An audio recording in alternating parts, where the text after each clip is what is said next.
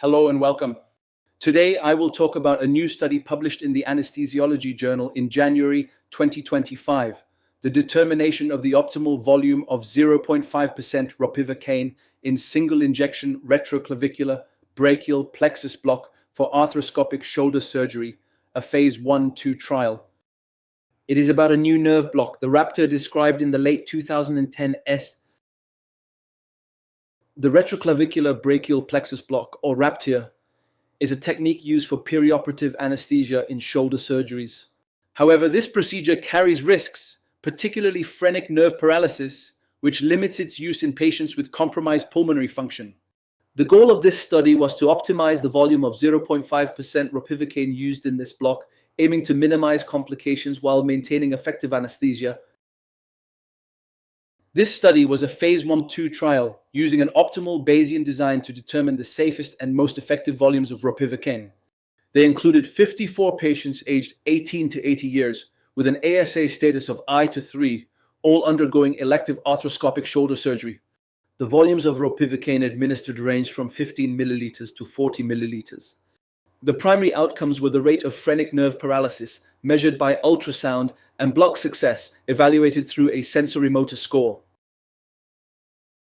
The results showed that the maximum tolerated volume of ropivacaine was 35 milliliters, with a 9% incidence of phrenic nerve paralysis. However, the optimal volume was identified as 25 milliliters of 0.5% ropivacaine, which resulted in a 100% block success rate and a negligible phrenic nerve paralysis rate of only 0.01%. In terms of block success, they achieved an overall success rate of 88.9%. Failures occurred mainly with higher volumes, 40 milliliters. For pain control, post-operative pain scores were low, ranging from 1 to 2 out of 10, with minimal morphine consumption, 1 milligram within 24 hours. Only a few patients required rescue analgesia in the PACU. What does this mean? A single injection of 25 milliliters of 0.5% ropivacaine for the retroclavicular brachial plexus block resulted in excellent anesthetic success with minimal phrenic nerve paralysis.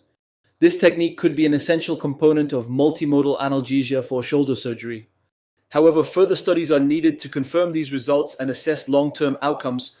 Future research could focus on settings with fewer resources. The retroclavicular brachial plexus block is a promising technique for shoulder surgery.